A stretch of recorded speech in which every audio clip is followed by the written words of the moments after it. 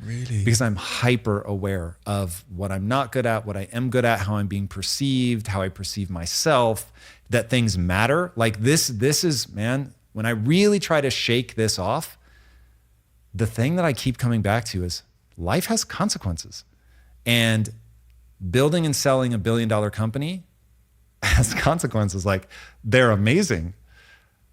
So getting good at something and winning can change your life. And those things are powerful.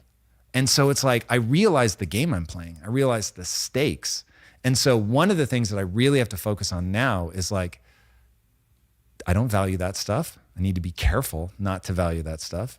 That what matters, the thing that you started this off, the only thing that matters is how you feel about yourself when you're by yourself.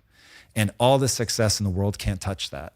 But you're constructing that in your own mind. You're constructing a value system. You are constructing beliefs. Now, most of the time, you don't realize that you're constructing them. So they're invisible. You just see cool shit and you think, wow, that's cool. You don't realize that in saying, wow, that's cool, you just made a value judgment. You reinforce that in your own mind. And now in some subtle way, you're moving towards that and judging yourself against whether you have that or not. So you have to keep coming back to what's cool is feeling good about myself. What's cool is having a dope marriage. What's cool is getting better. What's cool is sitting at somebody's feet and learning something new. So I have to reinforce that value system because from an evolutionary standpoint, we have all these weird things baked in already. So 50% of you is just baked in.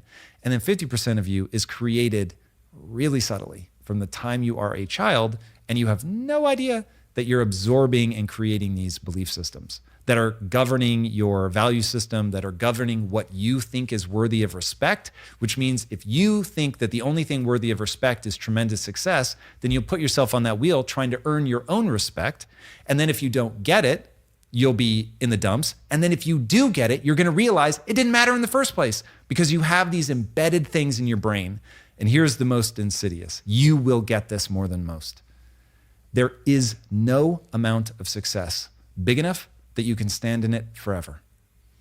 There's no meal big enough, no feast overwhelming enough that you never need to eat again. No drink so thirst quenching that you don't need to drink again. We get that with like the bodily stuff. No sex so great that you don't want sex again. So why is it that we think that success would be any different? And people think it is. They think I will have reached that, right? Like if you read my resume, it sounds like I should just permanently be happy, right? You sold $1 billion company, you live in a really fancy house, you've got a lot of money. It doesn't work like that. None of that stuff carries any weight with me today. I have to earn my self-respect every day.